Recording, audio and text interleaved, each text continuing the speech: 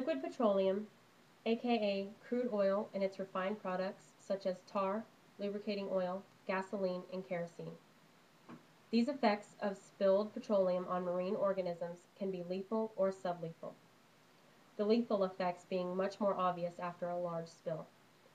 The most attention after these spills are focused on the birds and the mammals.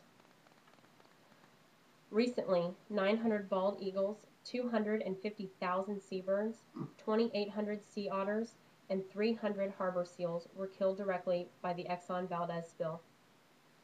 Oil drilling off the coast of Florida is not the answer. If oil drilling comes from Florida's coast, be prepared to kiss your beach vacations goodbye. I never understood what oil drilling really had to do with me, but after researching it for days and living through the horrible aftermath of the most recent spill in the Gulf, I am now prepared to explain how it will affect you.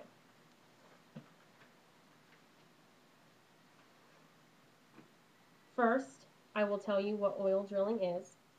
Second, I will tell you why it is a problem and why it has not been solved. And lastly, I will tell you how I think we can help solve this problem.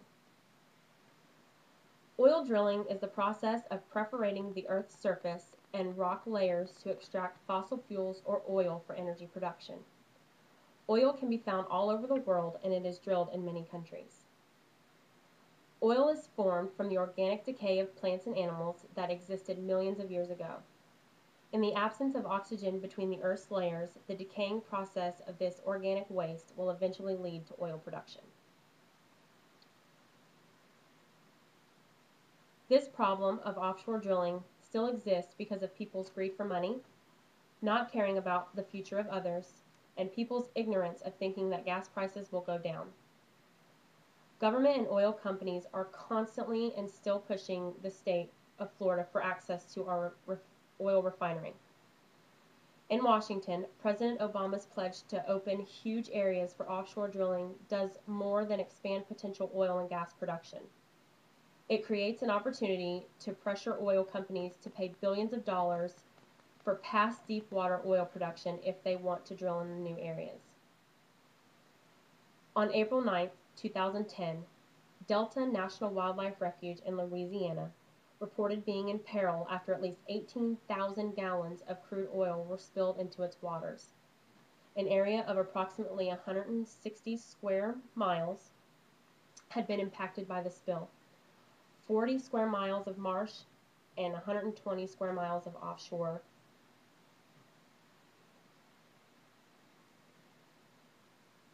Oil drilling will place the eastern Gulf of Mexico, an area of high environmental sensitivity and high traffic for tourism, at risk.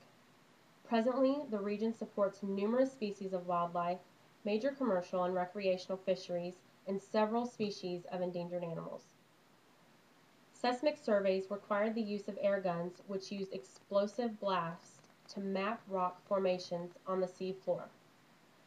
Sound from these underwater blasts can be detected for thousands of miles. Seismic testing can have profound, even fatal effects on marine mammals. Accidental drilling and transportation events have the potential to impact small to large numbers of sea turtles. In light of the real dangers of offshore drilling, Florida's legislature should commit to developing cleaner alternatives for energy sources. The beauty of our beaches and the productivity of our estuary areas will ultimately prove to be more important than any oil industry profits. Instead of focusing on offshore drilling in sensitive areas, we should be thinking about short and long-term solutions to this energy crisis. To reduce oil prices, we can burst the speculative bubble by selling 500,000 barrels of oil per day from the Strategic Petroleum Reserve. To help families, we should close oil company tax loopholes and recover lost royalties on oil and gas from federal waters and return these funds and low to middle income housing and a fuel price relief bait program. Speculators have increased oil prices by up to $30 a barrel, so the administration should make trades more transparent and increase the margin for speculators.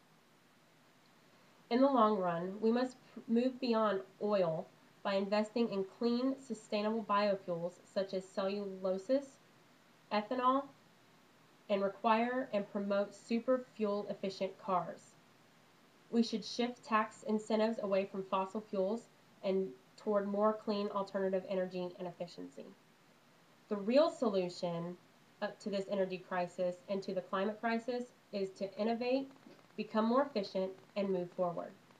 That's why offshore drilling in sensitive areas is a horrible idea. For a long-term plan, it's remarkably short-sighted. Offshore drilling is harmful not only to our Florida beaches, but also to our sensitive wildlife. Even the fact that Florida's offshore drilling is still a question is because of our government and because people's ignorance of thinking gas prices will eventually go down. I believe we all need to start investing in a clean, sustainable biofuels. Don't you just love going to the beach for the day or even a week with your family? What about hearing all the seagulls in the air and the little kids feeding them french fries from McDonald's? Well, all that can continue if we keep offshore oil drilling away from Florida's Gulf Coast. By focusing on offshore drilling and more on clean biofuels, if offshore drilling does not come to Florida's coast with just one little oil spill, you're not going to go to the beach for a long time. No one wants to swim. No one wants to swim or surf in oil-infested waters. The pretty white seagulls will be black from oil and eventually will die. Yes, offshore drilling will bring good money for the economy, but not nearly as much as tourists brings every year. Tourism is how we make money in Florida. 4 out of every $5 are made on our beaches, not to mention the 6 million with jobs in tourism and their 226 billion in wages. Oil can't replace that, but that is the deal they're asking us to swallow. Please, don't let our beaches go. Savor it for our grandchildren. Thank you.